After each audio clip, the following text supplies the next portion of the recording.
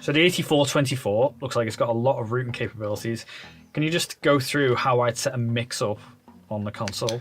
Okay, so I mentioned the dual input channel strip. Now, input A is a dedicated input for the DAW returns. This means that I don't have to disconnect recording inputs when I want to mix. The DAW returns connect by a simple D-type connection at the back of the audio interface. And I can switch globally to mix mode, which takes us to input A with this button, or record mode for input B, or I can do that on a channel by channel basis and decide which channels I want to return and mix and which ones I want to use for recording. Now, are these trim levels independent? If I turn one, it's not going to affect my recording level as well, is it? Yes, trim levels are independent of each other, and the stepped encoder works for both levels. So these remind me of the digitally controlled 1073 encoders found on the Genesis and Genesis Black console. Does that mean that these are going to be automatically recalled? Yes, just like the Genesis, each A and B trim level and direct out level can be saved, loaded automatically on a session by session basis.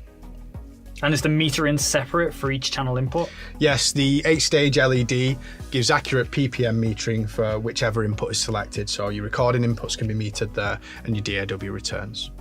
Okay, so can you talk me through some of the send and routing options? Yes, so the 8424 has 3 mono aux sends and 1 stereo Q send. Now these are great when mixing. You can use these to send out to external effects units. And we also have 2 stereo reverb returns, which allows you to bring back external FX signals without burning any precious console channels. And I can see you've got insert switches on each channel for activating external pieces of hardware. Yes, switchable inserts on all 24 channels allow you to connect all of your favorite outboard units directly to the console. We have a simple input TRS connection on the rear, so you don't have to use a patch bay, but you can use one if you wish. And we also have inserts on the groups and the stereo mix, allowing for some master processing. And as well, we've got these routing buttons at the bottom of the channels. Yes, each channel can be sent to the stereo mix or to any of the 4 mono groups or combinations. You can even create mono stems at the same time as creating a stereo mix with the group to pan function. So pushing this button allows the group routing to follow the pan control when creating stereo stems. When it's deactivated, your pan pot will not affect the group routing, and this allows you to create mono stems while you're creating a stereo mix at the same time. Okay, so that's great for stem mixing, so I can sum and mix 24 DAW return signals through the console. In fact, you can actually mix up to 48 at once. Now, we wanted this console to provide a vast amount of connectivity when mixing, so we added a function called 48 mix mode. Now, this function expands the console summing count to 48 mono channels. Each has their own level and pan control. I simply push the 48 mix button over here and all of the routing is taken care of. My stereo cues now return DAW returns 25 to 48.